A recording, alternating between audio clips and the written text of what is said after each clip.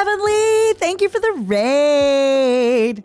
Heavenly, I appreciate you, my love. I'm excited to catch up with you this week. I've been trying to get Heavenly on a call with me ever since ages ago. We had a call and he told me, and I quote, "Nah, I'm not gonna quit my job." And this freaker then quits his job and goes full time. And what the hell? So I'm gonna catch him on a call. Also, I'm trying to steal him for a trip. So I think if I go on a trip with Heavenly Father, Bricky will be so jealous, which is exciting for me. I will talk more in detail about the audition again. I'll probably have another talk about the audition just to see if anybody has questions. But other than that, after that, we're also going to talk about Heavenly Father. No, about Anime Expo. About Heavenly Expo. Heavenly Expo, what am I doing? What am I doing? What am I doing? What are these Freudian slips? What are these Freudian slips? This is so awkward. I do have a small story about Anime Expo. So at one point, Bricky was walking ahead of Limes and me. And he kind of has this little walk where he looks like a bodyguard because he kind of does the little Arthur fists when he walks. And he just kind of walks like a bodyguard. And at some point, I don't know what came over Limes and I, but we were just taunting the poor man. We were just taunting the man. Where anything he would, like he was walking, we're like, "Look at the big strong man. I feel so safe. I feel so safe with him walking in front of us." And we just kept doing that. And then he pressed the button for the lights. And we both went, look at him hitting the button with all his strength. So I'm just warning you guys that next time we have a collab with him, which is going to happen next week, we're playing Left 4 Dead. We are going to taunt him relentlessly. It will be relentless. He'll reload the gun. We'll be like, "Look at the big strong man reloading his gun. Who's a big guy with a big gun? Who's a big guy with a big gun?" It's gonna be like that. It's gonna be like that. It's what he deserves. It's what he deserves. Man, I was talking to somebody in the line to the bathroom at a party, and I didn't introduce myself as Matara, but then I did after, and they were like, "Oh, by the way, I knew it was you because I was watching your collab with Bricky when you guys were playing ODST the other day." And I was like, "Oh, damn it. Can y'all remind me to bitch about Bricky? Men love Bricky. Men love Bricky so much. And to the point where I have a friend, right? She has a very big Instagram. I was talking to her the other day, like maybe weeks ago on FaceTime, and she goes, "Oh, by the way, her boyfriend wanted to talk to me for a second." I was like, "Okay, what does your boyfriend want to tell me?" And her boyfriend is a photographer. Like, he has nothing to do with content. He's like, "Oh, by the way, can you tell your friend that you do your games with that I really like his Warhammer content?" Huh? The amount of men who have said that. Guys love him. Guys absolutely love him. Absolutely love him. It's crazy. It's insane. Criken and I were talking about, where our families are from, and he said that he had like a little part of his heritage was Ukrainian. This is not a good story for me. When he said that, what I wanted to say was, and I quote, "Yeah, I can tell you look like a nice Ukrainian man." Like I could tell, I'm not surprised. This isn't shocking to me. That is the words that were in my mind. When he said that to me, what my mind thought was, can y'all have any guesses what came out? I think if you followed me on Twitter, you'll probably guess because I've tweeted that at him relentlessly. What do y'all think I said, my loves? Don't oof, just try to guess.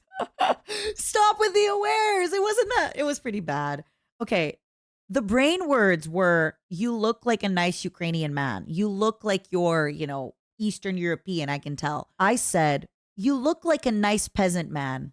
And I wanted to say boy, but I corrected myself to man because I thought calling him a boy would be not very nice. Yeah. Luckily, though, he was never insulted. I explained to him, at least to my face, he was never insulted. He totally got it. It wasn't even the fact that the words that I said, I didn't really catch that they were bad. It was the face that he made when I said that. It was the face that he made. But anyway, he didn't seem to be upset with me. So thank God. And he understood that I'm a little ESL. Just so we are clear, my flesh mother all my life has told me that I look like a nice Ukrainian peasant woman. Just so we are clear, I grew up with that being a very normal thing in this household being said, that I look like a proper Ukrainian peasant woman.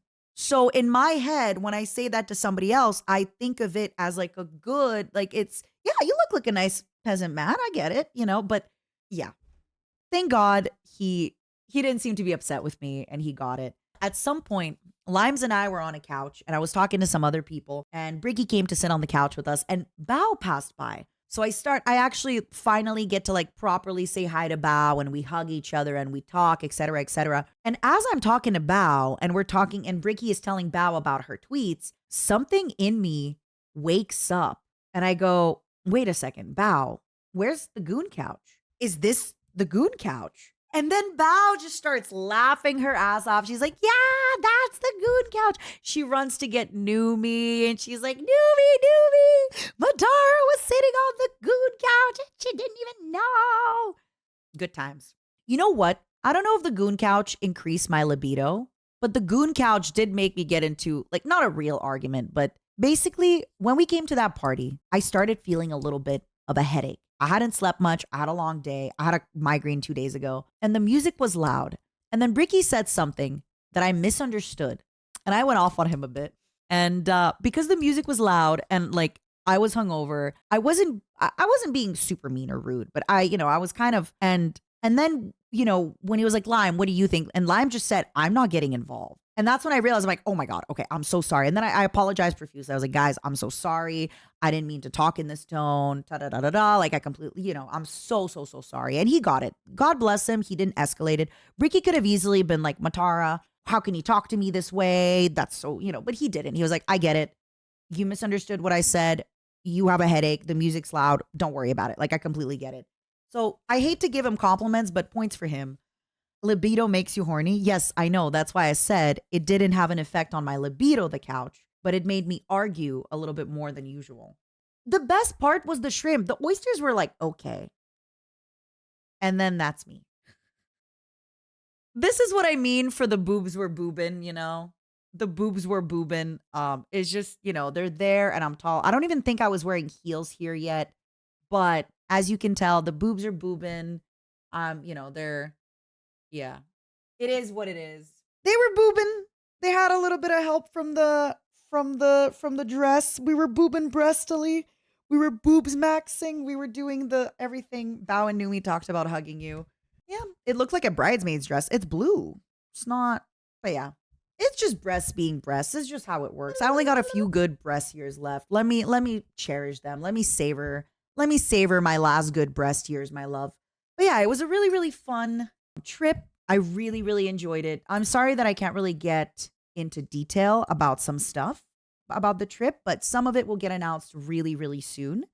I'm really excited. And I'm back to streaming, baby. I'm here. It's time to stream. It's time to do duel. It's time to do all that stuff.